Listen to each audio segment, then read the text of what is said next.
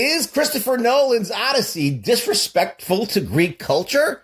Well, let's talk about it. Hey, guys, I'm Rugboy from the Jock and Nerd podcast. Jock and Nerd. And let's get into it. Christopher Nolan, big-time filmmakers making a movie about the Odyssey. There's stuff all on the internet of how inaccurate it is and how he's ruining the story and he's doing his own thing with it.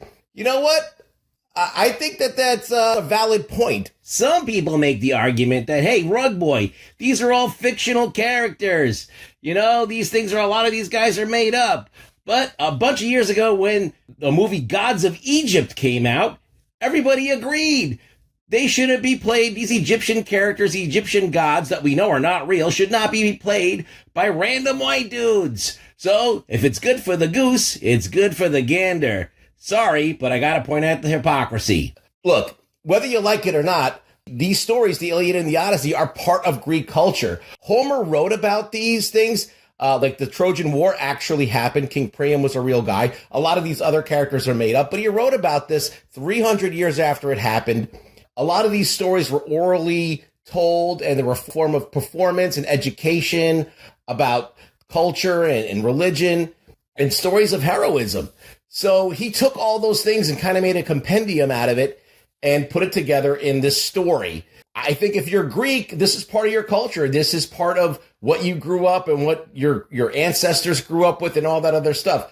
So I think taking that and just using it as a model to tell your stories, it's kind of like if you were to do a story about the Aztecs in name only and just use it as a marketing tool.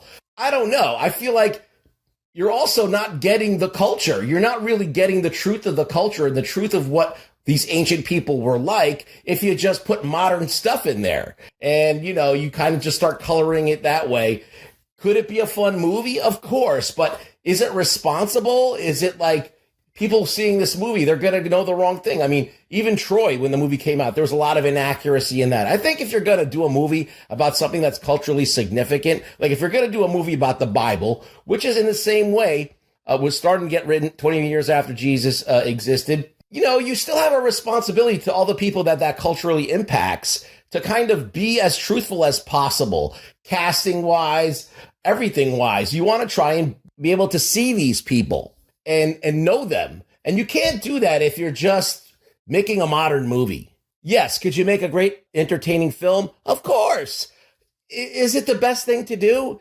I mean, people are dumb enough as it is. People don't know anything as it is. Why can't we squeeze in a little bit of objective reality or objective truth to what we're doing? In a perfect world, we'd make great movies based on great things and try and keep the integrity. It'd be nice if we did that, right? All right, guys, I'll check you later. Rugboy out. Jock and Nerd.